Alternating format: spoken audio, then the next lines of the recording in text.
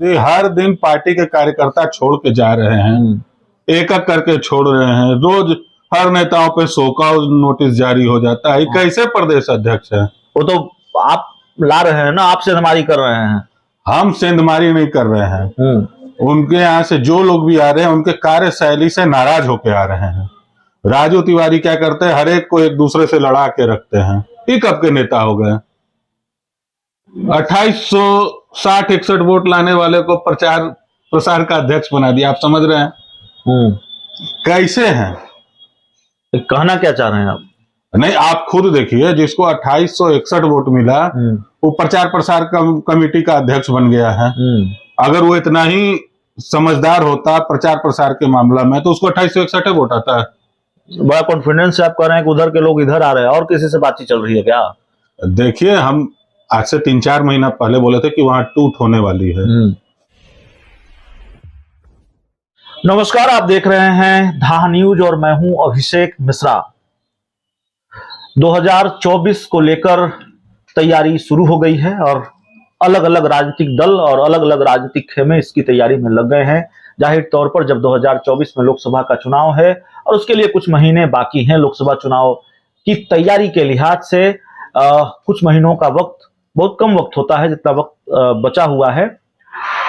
बिहार में कई ऐसी सीटें हैं जिस पर भीषण संग्राम होने वाला है और उन सीटों में एक प्रमुख सीट है हाजीपुर की सीट। बिहार की राजनीति चाचा भतीजों की लड़ाई के लिए मशहूर रही है और हाजीपुर की सीट चाचा भतीजे के बीच घमासान वाली सीट साबित हो सकती है। चाचा पशुपति कुमार पारस अभी हाजीपुर सीट से सांसद हैं और केंद्र सरकार में मंत्री हैं।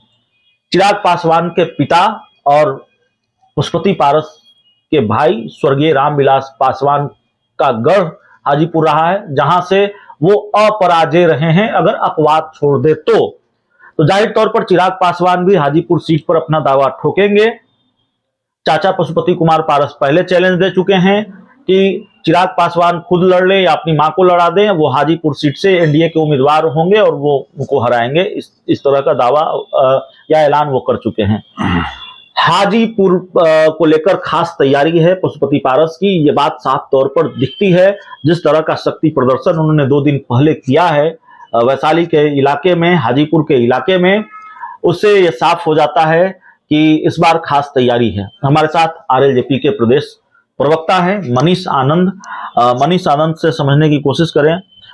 मनीष आनंद जी, वैशाली में भी खास तैयारी दिखती है और हाजीपुर में भी खास तैयारी दिखती है। 2 दिन पहले का जो कार्यक्रम हुआ और जिस तरीके से कार्यक्रम हुआ और खासकर उस कार्यक्रम के दौरान आपके राष्ट्रीय अध्यक्ष पशुपति पारस का जो संबोधन रहा हाजीपुर के लोगों के लिए, हाजीपुर के विकास के लिए, और जिस तरह की बातें उन्होंने कही, ऐसा लगता है कि कम से कम हाजीपुर सीट तो किसी भी हाल में वो छोड़ने वाले नहीं है और हाजीपुर सीट पर भीषण लड़ाई होने वाली है।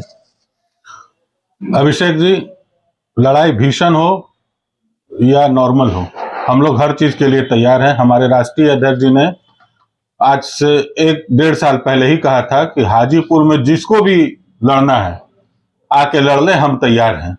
तो उसी क्रम में हम लोगों की तैयारी हर दिन रहती है। आप जो देखें वो कोई एक दिन की तैयारी नहीं थी जी। हम लोग राघोपुर हो चाहे हाजीपुर का जो भी एरिया हो, हमारे सारे कार्यकर्ता चाहे राष्ट्रीय लोक जनशक्ति के हों चाहे दलित सेना के हों, वो हर दिन हमारे गढ़ हाजीपुर को मजबूत कर रहे हैं, हमारे राष्ट्रीय अध्यक्ष के हाथों को मजबूत कर रहे हैं। नहीं, हाजीपुर सीट को लेकर देखिए, सवाल ये है कि चिराग पासवान की एनडीए में, छोड़िए चिराग पासवान कहाँ है, पहले वो जमुई जाके तो देखे। जनता वहां इतनी नाराज है, उन्होंने अब तक अपना सांसद निधि जो है वो ठीक से खर्च नहीं किया है। एक बड़े चैनल के रिपोर्ट में वो फिसड्डी साबित हुए हैं। किस चिराग पासवान की आप बात कर रहे हैं? तो खाली बिहार फर्स्ट, बिहारी फर्स्ट बोलने से होता है? उनका प्रदेश अध्यक्ष है बिहारी। प्रदेश अध्यक्ष बिहारी नहीं है, राजू तिवारी प्रदेश अध्यक्ष है पार्टी के, गोरखपुर के हैं। पहले एक ठग था बनारस का, अभी यूपी में गोरखपुर का ठग है। गोविंदगंज से विधायक रहे, आपको शायद जानकारी। अरे देखिए, लोकतंत्र में कोई भी कहीं से चुनाव लड़ता है। अभी राहुल गांधी वायनाड से चुनाव लड़ रहे हैं, तो क्या वो वायनाड के हो गए? गोरखपुर के हैं राजू तिवारी। वो देखिए, पहले सहारा के एजेंट थे, उनके बड़े भाई नेता थे राजन तिवारी जी। वो चुनाव लड़े, विधायक हुए, जीते, किसी कारणवश उन पे चुनाव लड़ने पे पाबंदी हो गई, तो अनुकंपा पे राजू तिवारी को सीट हमारे राष्ट्रीय अध्यक्ष ने ही दिया था और वो जीते थे। तो इससे क्या लेना देना है? मान लीजिए राजू तिवारी गोरखपुर से हैं, तो बिहार में पार्टी की कमान संभाल रहे हैं ना, वो चिराग पासवान की पार्टी के प्रदेश अध्यक्ष हैं, और चिराग पासवान ये दावा करते हैं कि बिहार में या उनकी पार्टी दावा करती है कमान संभाल रहे हैं अभिषेक जी। हर दिन पार्टी के कार्यकर्ता छोड़ के जा रहे हैं, एक एक करके छोड़ रहे हैं, रोज हर नेताओं पे शोकॉज नोटिस जारी हो जाता है। कैसे प्रदेश अध्यक्ष है? वो तो आप ला रहे हैं ना, आप सेंधमारी कर रहे हैं। हम सेंधमारी नहीं कर रहे हैं, उनके यहाँ से जो लोग भी आ रहे हैं उनके कार्यशैली से नाराज होके आ रहे हैं। राजू तिवारी क्या करते हैं, हर एक को एक दूसरे से लड़ा के रखते हैं। ये कब के नेता हो गए? 2860-61 वोट लाने वाले को प्रचार प्रसार का अध्यक्ष बना दिया। आप समझ रहे हैं कैसे हैं? कहना क्या चाह रहे हैं आप? नहीं, आप खुद देखिए, जिसको 2861 वोट मिला वो प्रचार प्रसार कमेटी का अध्यक्ष बन गया है। अगर वो इतना ही समझदार होता प्रचार प्रसार के मामला में तो उसको 2861 वोट आता है। बड़ा कॉन्फिडेंस से आप कह रहे हैं कि उधर के लोग इधर आ रहे हैं, और किसी से बातचीत चल रही है क्या? देखिए, हम आज से 3-4 महीना पहले बोले थे कि वहां टूट होने वाली है। उनके प्रदेश अध्यक्ष भी मिस कॉल मार रहे हैं। उनके प्रदेश अध्यक्ष भी मिस कॉल मार रहे हैं, और वो अभी हमारे कॉल लॉग में हम लोगों ने डिलीट भी नहीं किया है इसी वजह से। तो अभी हम लोगों ने कि लोग स्टैंड बाई में रखा है, पूरा एंटीवायरस से स्कैन किया जाएगा, उसके बाद ही कुछ आगे बात बढ़ेगी। कि लोक जनशक्ति पार्टी रामविलास के जो प्रदेश अध्यक्ष है राजू तिवारी, वो आपकी पार्टी में शामिल होना चाहते हैं, उसके लिए फोन करते हैं। शामिल होना चाहते हैं या क्या होना चाहते हैं हमको जानकारी नहीं है, लेकिन हमारे राष्ट्रीय अध्यक्ष को लगातार मिस कॉल मारे जा रहे हैं। हमारे तरफ से रिस्पांस नहीं मिल रहा है उनको। जिस दिन जरूरत होगी हम कॉल लॉग भी लाके दिखा सकते हैं आपको। लगता नहीं बहुत हल्की बात कर रहे हैं। कॉल लॉग जब तक आप नहीं दिखाते हैं, इसको हल्की ही बात मानी जाएगी। राष्ट्रीय लोक जनशक्ति वो आप उनसे एक बार जाके पूछ लीजिए, अगर वो डिनाई करेंगे तो हम कॉल लॉग भी दिखाएंगे। अगर राजू तिवारी कहें कि नहीं मैं नहीं बात करता हूं, नहीं मिस कॉल मारता हूं, हम कॉल लॉग दिखा देंगे। हाँ, आपके पास सबूत है? बिल्कुल है। क्या डिनाई तो करने दीजिए। तो फिर बातचीत हुई ही नहीं, तो फिर क्या लगता है क्यों मिस कॉल मार रहे होंगे? हम मिस कॉल क्यों मार रहे हैं उसका कारण वो बताएंगे। हाँ, लेकिन कॉल करके प्रयास कर रहे हैं।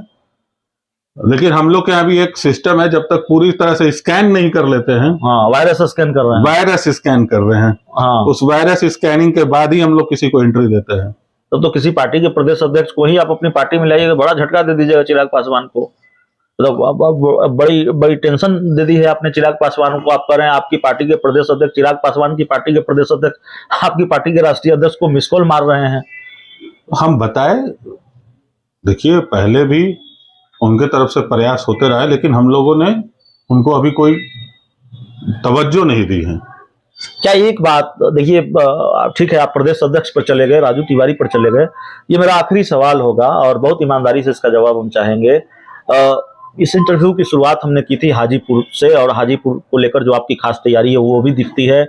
हमारे पास जो जानकारी है, आप इसको स्वीकार करें न करें, वहां पर और खास एक्टिविटी होने वाली है। आपकी पार्टी का कार्यालय भी बड़ा शानदार तरीके से वहां खुलने वाला है, ये सब भी जानकारी हमारे पास है।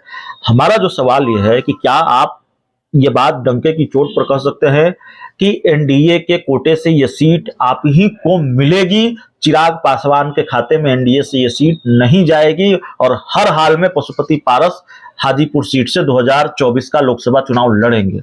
इसमें इफ बट कहां है? इसमें इफ बट है कहां? हम तो एनडीए के अलायंस में हैं, और हमारे राष्ट्रीय अध्यक्ष, अगर आप देखिएगा तो इकलौते गठबंधन के मंत्री हैं। आप हमारे राष्ट्रीय अध्यक्ष के अलावा कोई एक और मंत्री बताइए जो कैबिनेट मिनिस्टर हो गठबंधन से।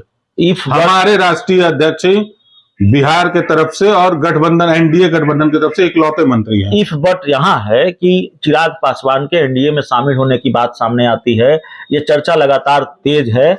ऐसे कई महीनों बार, मुझे लगता है 1-2 वर्षों से हो रहा है, हो गया खेला, अब शामिल होंगे, तब शामिल नहीं होंगे, आपको लगता है? इस खरमास के बाद होंगे, उस खरमास के बाद होंगे। देखिए उनका प्रेम जो है अपने छोटे भाई तेजस्वी यादव के लिए है, गाहे बगाहे उनके बयानों से ये पता भी चलता है। ठीक है, तो चलिए हमारे साथ राष्ट्रीय लोक जनशक्ति पार्टी के प्रदेश प्रवक्ता मनीष आनंद थे। इस बातचीत में इतना ही। बहुत बहुत धन्यवाद।